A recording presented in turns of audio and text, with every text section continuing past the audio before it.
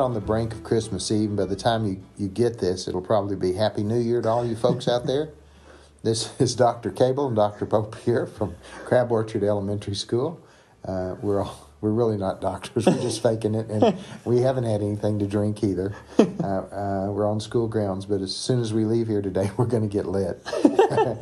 But anyway, that's the truth. We try to be honest, So anyway, Happy New Year, Happy Hanukkah to all you people out there, and welcome to the bright sunshine, beautiful Kentucky. Of 2021. Of 2021's coming up, man.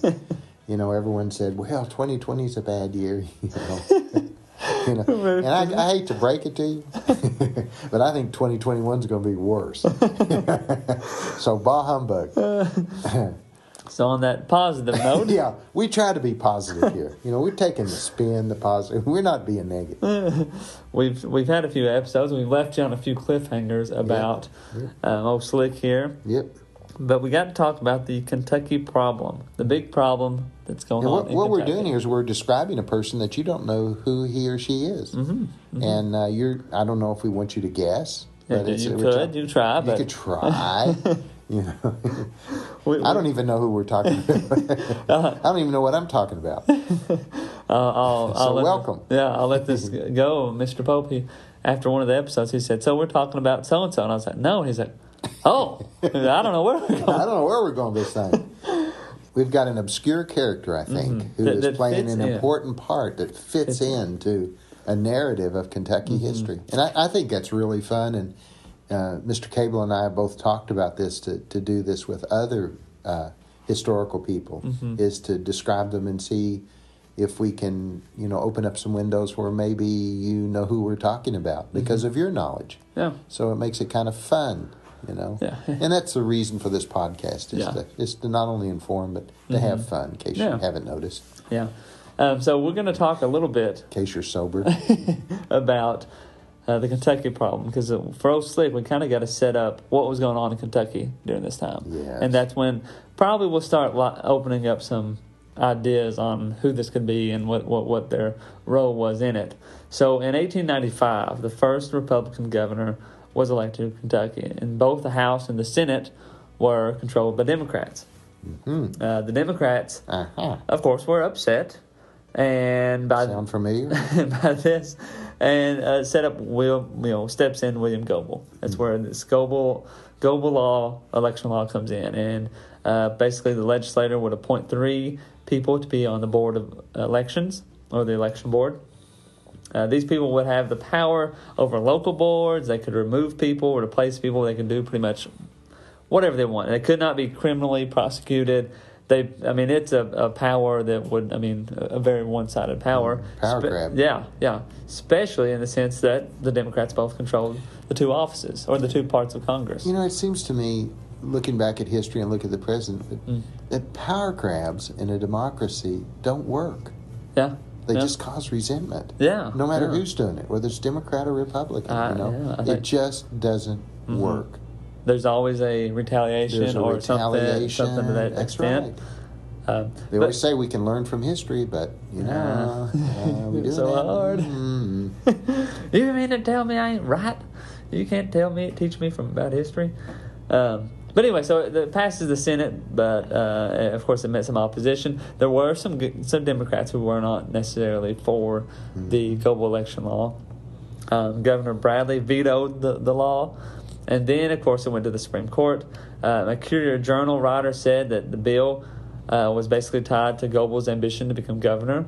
3 Democrats were appointed, of course, and of the precincts, the precincts of all the districts were Democrats were appointed by Democrats and were Democrats. Republicans, of course, was afraid that this was going to be a big disadvantage to them. But, of course, it went to the Supreme Court of Kentucky, and it was ruled constitutional. And of course the Supreme Court judges of the court were majority Democrats, so it all set up and fit nice and in my childhood I used to think that courts were supposed to be fair, constitutionally correct. 220 has taught us, as well as other situations, that they're not. No. They're political organizations. Yeah. The judges are that give you a traffic fine, and the Supreme Courts that rule on laws for the Constitution. They're all a bunch of political hacks. Yeah. They're not worth their salt, and they come up and we all bow down to them and everything. The judges. Oh, God. Yeah. But don't get me started.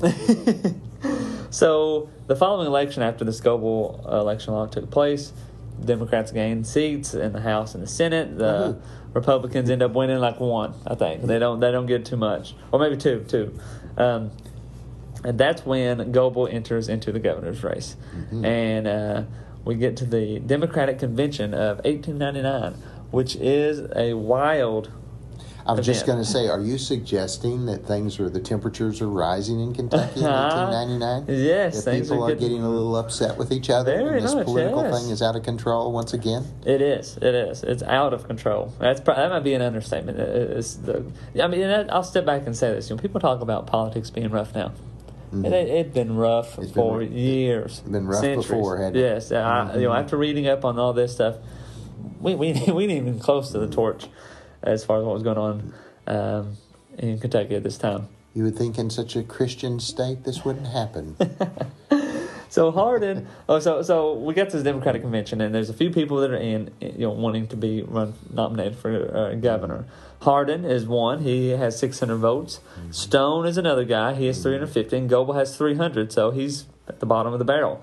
But this was all about the chairman of the delegation, and electing a chairman was kind of the big deal. The chairman proceeded over all the agenda and all that kind of stuff. So if you had a chairman in your side, you could kind of manipulate what was going on. Yeah. And so that's the idea, is to manipulate. Exactly, yeah. And so the counties send up delegates and this and that. But some of the counties sent two sets of delegates. Like some people would roll up, say, "Hey, I'm from Breckenridge County," and then the same people would roll up, and say, "We're from Breckenridge County." And what you had was two sects of the Democratic, or two sections of the Democratic Party. Yeah. Some were kind of, what you end up getting is pro-Goble, and some were anti-Goble. And so you had these two groups showing up. A fight breaks out, of course, about who's who. But finally, they get to nominate a man named with the last name of Johnston, and he's Goble's man. And Goble pretty much gets what he wants. The election law, all the people he wanted were placed in the committees he wanted to. General Hardin ends up dropping out of the election. Those that were following Hardin went to Stone and Goble. So then there was just two left. Stone threatens Goble that he would withdraw and nominate Hardin if Goble won't withdraw. And Goble says, if they wish to nominate Hardin, let them nominate him. If they can stand it, I can. But before Stone could decide or could act, his friends advised him not to, and the convention was adjourned. So everything goes back. Things aren't even getting done. Surprising, politically. But anyway, so the next day, the police surround the convention because things are so heated. Hardin and Stone rush up on the stage to stop the vote. They're about to have their vote on who to nominate for governor, or for their party.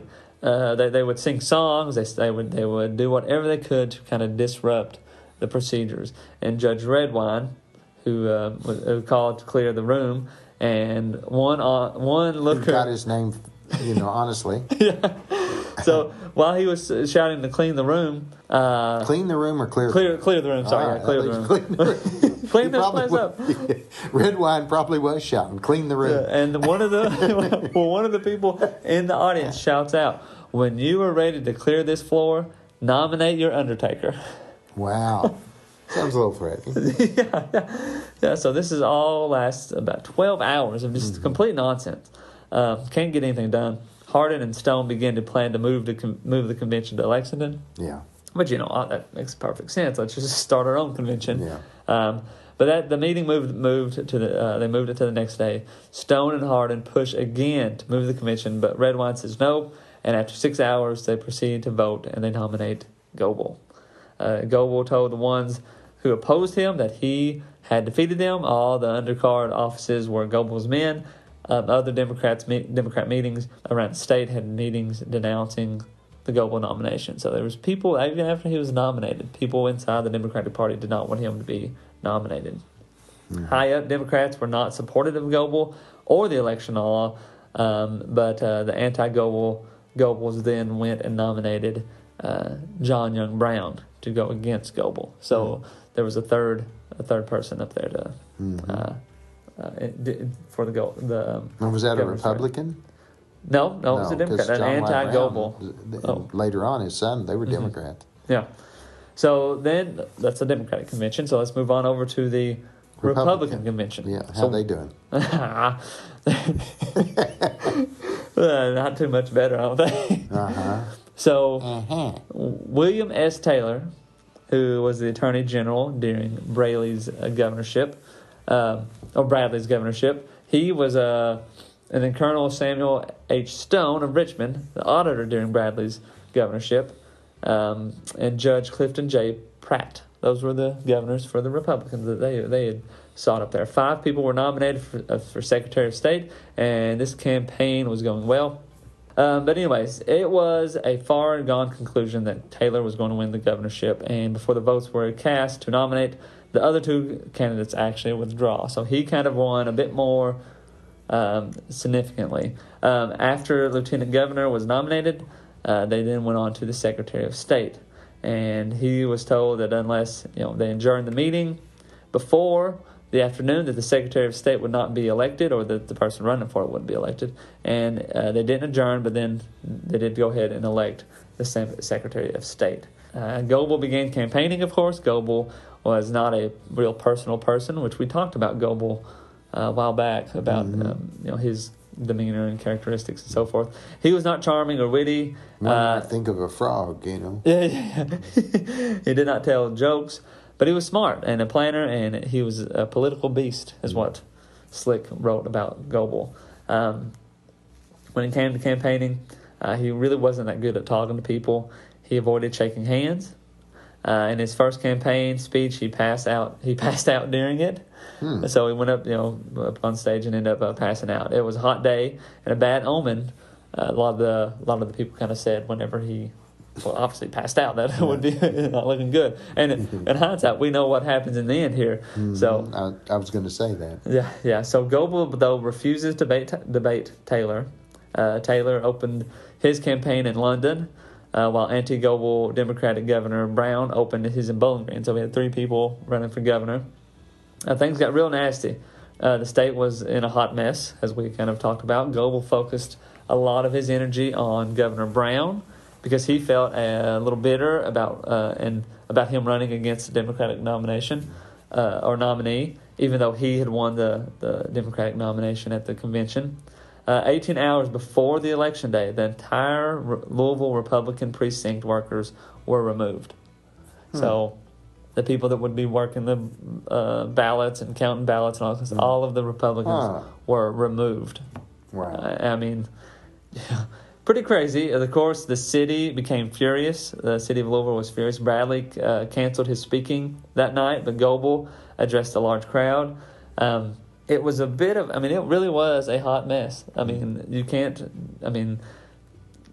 to remove the entire voting precinct, that's a huge ordeal. But it was all, the Goble election law had set it up to where that was completely illegal. Constitutional. There you go. So it must be okay. So election day in Kentucky of 1899, a big day. Voters came out to vote. Voting places had been removed in Louisville. Voter boxes had already been padded in Louisville, so looking a little suspicious. A plan was made to sink ballot. What does padded mean? Locked up. Oh, okay. So they were already locked up with, I guess, votes in them. Which, how would that happen on the day of voting? A plan was made to sink ballot boxes in the Ohio River. Voter intimidation was wild. Polls opened late. Phony voters showed up. A complete mess. Governor Bradley assembled the military during all of this. Republicans had carried Louisville by 2,500 votes. Taylor declared victory in Louisville, even with fraudulent votes. Goble went to Frankfort and declared victory too. He said, "I have been honestly elected governor of Kentucky." When the votes finally came in, Taylor had won by 3,000 votes. And this was a huge victory for the Republicans. But the election law loomed over everything. The Dems said that many of the votes in Louisville were not valid because people had been intimidated by the military and the police. They said the Louisville votes should be thrown out. The anti-Goble and Republicans fought back against the Goble Democrats. As the decision loomed, many people came to Frankfort. People from the mountains and all over Kentucky. The election board, to the surprise of many, the election board decided in favor for Taylor and the rest of the Republican ticket, and Taylor was sworn in as governor. So pretty wild event, pretty wild day, but things change a little bit. They get a little more complicated as they go. The members of the election board all resigned after the certification of the election were given to the Republicans. So people who said Taylor's won, the very next day they all resigned and they all quit. So what happens? Goble moves in to appoint new members of the committee. One of the appointees was Judge Fulton, who said what should be done with the victory of a city so dominated by unlawful force, it should unhesitatingly be rejected as a tainted thing. Get rid of the Louisville vote. Goble went and had plays put on. A Democrat herald came out and accused John Wallen of trying to bribe him with $4,500. Wallen voted against Goble. On the 12th day of December, Taylor and Marshall were sworn in as governor and lieutenant governor. So with that being said, we'll stop right there because here in a second we will have to talk a little bit more about Slick and his situation and so forth. But Goble, when you look at, I guess, this situation, basically the Democrats were saying that they needed to throw out Louisville votes because Louisville votes had been invalid or improperly cast. And that would then sway the election. If you threw out the Louisville votes, that would give enough for Goble to be considered elected the governor. So as you can imagine... So guess what's going to happen? Yeah, so as you can imagine, people are not happy about any of this. No. People come to Frankfort. Now, Slick, when we talk about Slick, we got to step back. He was on this ticket. He ran for election and so forth. On this Republican ticket. For governor? No, not for governor. For what? For Secretary of State. Oh, okay. So he had ran for Secretary of State, and he, upon running for Secretary of State, he kind of had, I guess, built up his standing in the Republican Party, but he ran against 4 other people. So it's a whole group of 5 candidates that he ended up winning. His biggest downfall, of course, was he was young. People tried to attack him for that, but again, he would become a very good orator, and he actually won his election as Secretary of State. So he was in he was in Taylor's cabinet, I guess to say it that way. Even though when we think of now, the Secretary of State in, say, the United States is appointed, but in Kentucky, it's an election. It's elected. So anyway, he took his oath for Secretary of State, and it was given by Henry Yahtzee, which was the first time he had ever met Henry Yahtzee. And it's very important that you remember this was the first time Slick met Henry Yahtzee when he was sworn in as Secretary of State. In the Goble election law, members of the committee had to be drawn by lots. 3 senators and 8 representatives. When the names were drawn to try the contest of governor, no one was let in and no one watched or supervised. Yahtzee got his name because when somebody would goose him, he'd yell at Yahtzee. There you go. They'd yell, gotcha, and he'd yell, Yahtzee. So the people who were picked to be on the election law committee were basically supposed to be randomly picked, but no one watched, no one supervised, and lo and behold, out of all those that were drawn for the governor, 8 House and 2 senators, 8 House representatives and 2 senators were Goble Democrats. For lieutenant governor, 9 Goble and 2 Republicans. There were more Democrats than Republicans, but 18-3 could only happen once in 340,000 times if done fairly. So, obviously some shady stuff was going on in all that. Surely not. This is Kentucky. The only shade you get is from trees and mountains. That's right. That's it. The next big thing, as all this is going on, is Taylor's attorneys tried to remove the Democratic members of the contest contest committee. The motion was overruled, and the committees moved on. The protest was for how they were drawn and their bias. The judges ended up staying the current members. One of the members of the committee had already publicly said he was siding with Democrats. A lawsuit to stop Taylor's appointees from taking office was now a threat, and the Republicans saw that this was a threat with little hope and began to plan to arouse the people of Kentucky. A plan was made to bring people to Kentucky. Old Slick is assigned to go to the mountains. Get the people of the mountains and bring them to Frankfort. Yeah, boy. And that is what he does. Yep. He goes to the mountains. He rallies up his people in Corbin. They all get on the train in Corbin. He goes Brush Creek. Yep, goes to Brush Creek, Whately County, Knox County, all the places he's been, and he rounds up. He shows up with 1,200 men.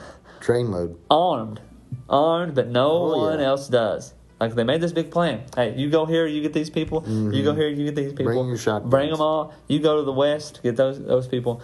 But the only person who shows up with people is Old Slick. He Armed.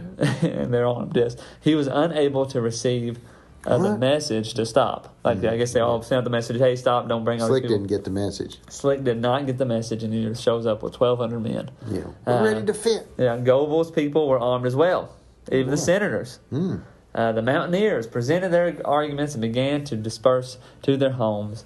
The people he brought, they didn't stay long. They all started showing. Thank God. Showing off these Mountaineers brought on many showing the showing of the Mountaineers brought up many stereotypes. More plans were made to bring people to Frankfort. So Slick, every one of them looked the same, had the same brand of gun. They're stereotypes. So Slick goes to Louisville for more people.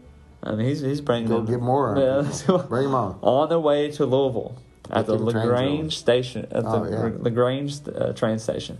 They receive word that Goble has been assassinated. Wow. He had heard that the assassination was on the second or third floor of the executive building. He had fought, and we're talking about Slick. Slick. He had fought against Goble on many issues, but Goble had taken an office from him that was legally his, that he had fought for. So Slick, of course, did not agree with Goble on many issues, but he felt that Goble was trying to take the office that he had won as Secretary of State. It was a shame and an outrage, and has ruined every chance that they had to their purpose, to the Republican cause. But every drop of blood in his body rebelled it. So that was what Slick's quote was. He did not wish harm on Goble, but it happened, and he was not a political friend of Goble's, but So the big question is, who did it? Who shot Goble? The excitement in Frankfort was crazy. Mobs show up, shouts for vengeance and to burn down the Capitol. All these things are happening. The military is called out immediately and occupies Frankfort. No one could enter without a pass. Mobs would form, and reports would say that people were coming into Frankfort to remove or kill all Republicans holding office.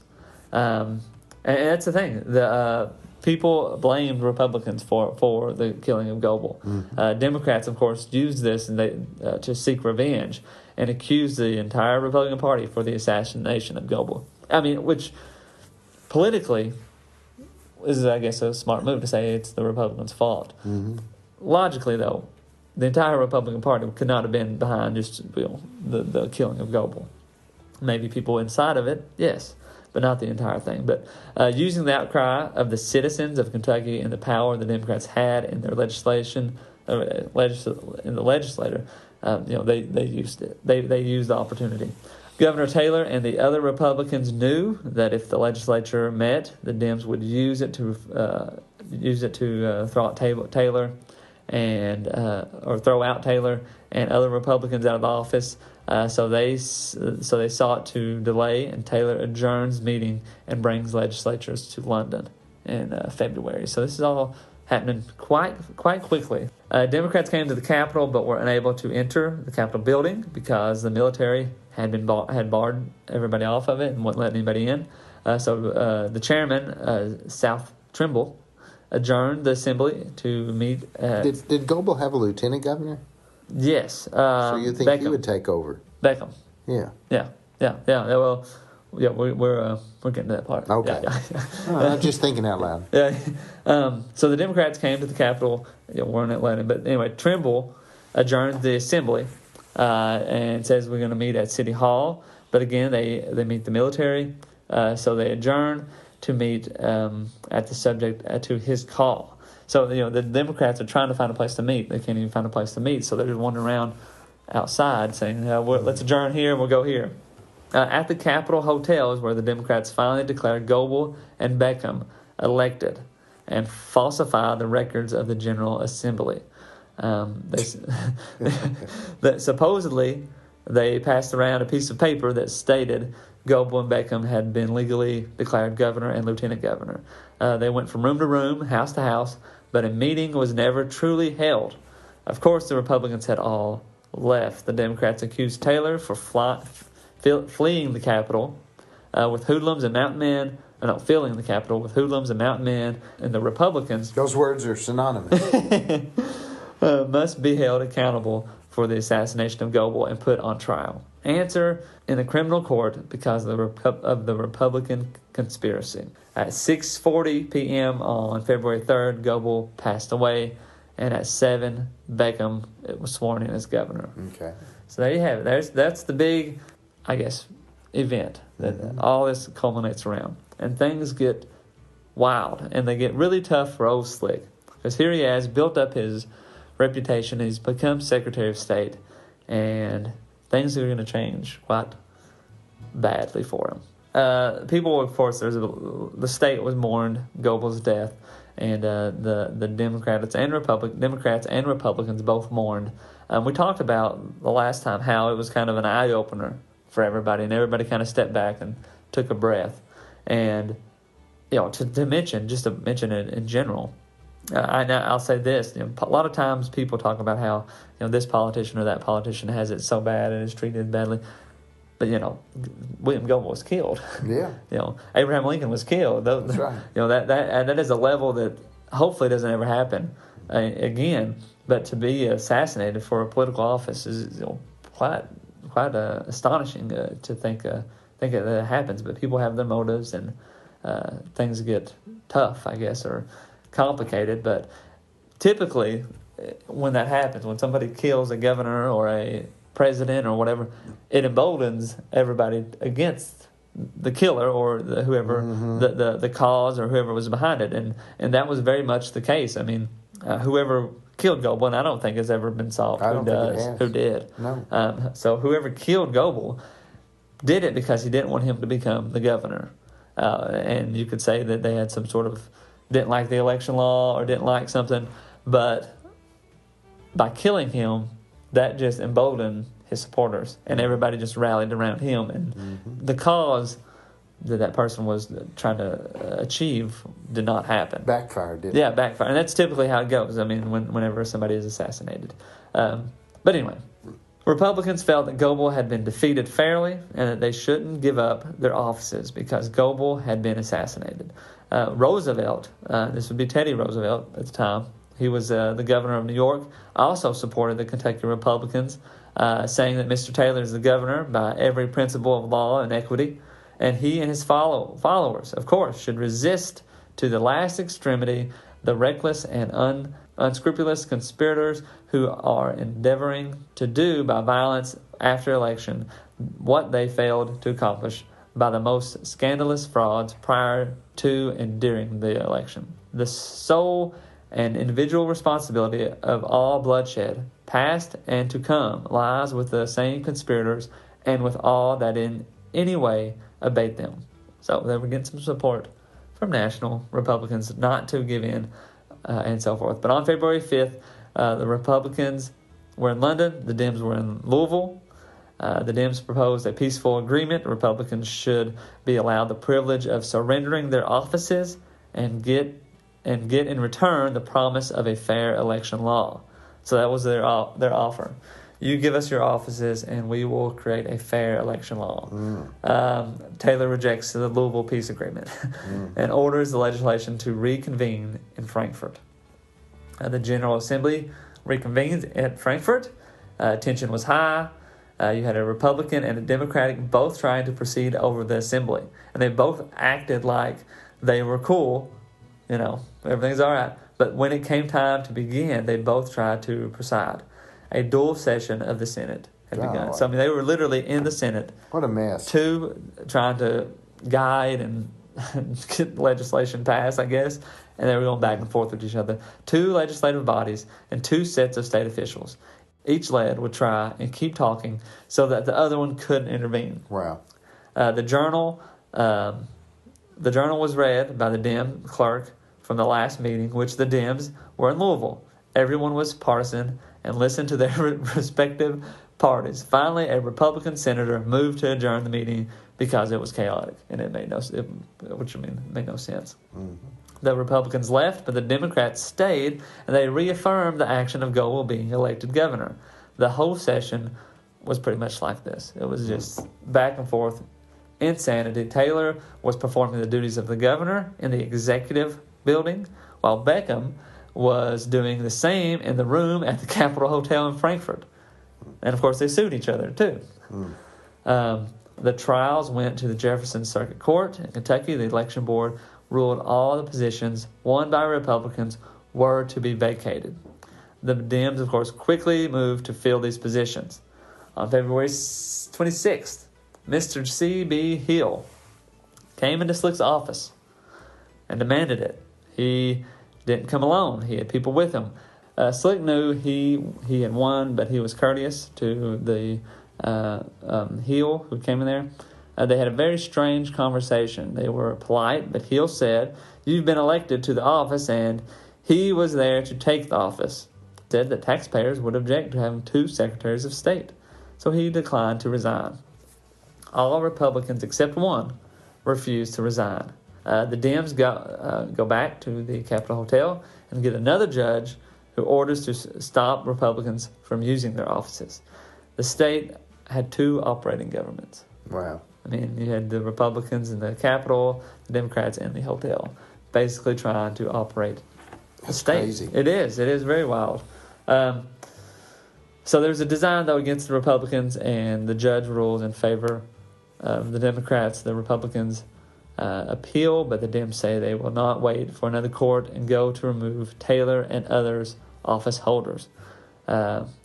Bloodshed and war seemed imminent. Mm-hmm. So all this stuff that had kind of cooled down is all now firing back up because... Get the Brush Creek boys back. The Democrats passed legislation awarding $100,000 to find out who killed Goble, and $25,000 for investigating if you have any success. The investigations began, and it was determined that the shot was fired from the first floor corner of the Secretary of State's office, which was a private office. Slick claims that he was on his way to Louisville, which we talked about. He's on his way to Louisville on a train to get more people, and that the office was vacant. This made it easy for there to be no one to blame, no one to charge. But, however, Slick was blamed for bringing the Mountain Men and being young, so he was an easy target.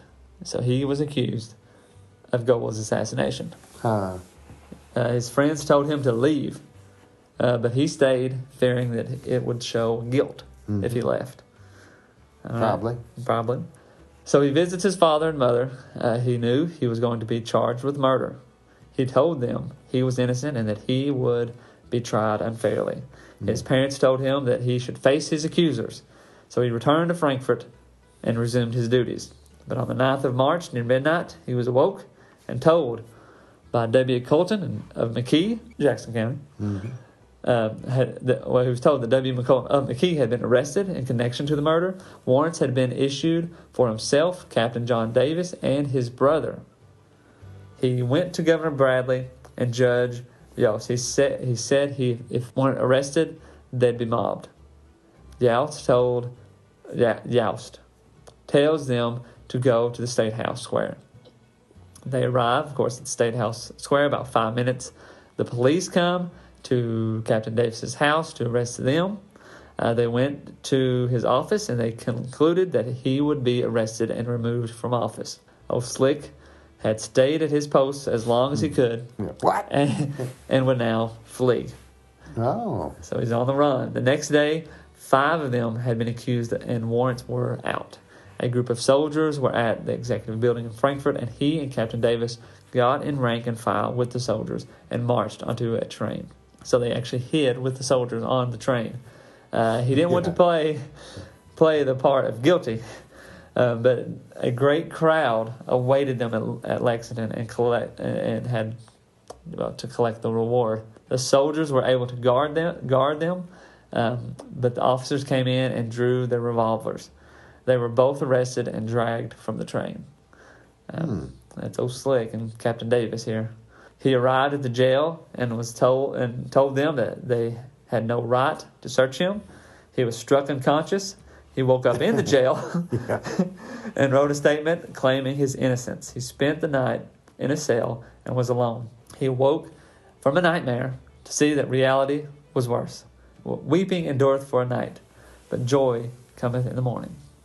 So, we'll stop this episode right here, and we will continue about Old Slick next time. And I'll go ahead and probably next one I would let us know who Old Slick is. Yes, I think it's time. It's time, well, the thing is, I keep on almost saying his name, but and actually one time I did say his name, but I had to edit it out.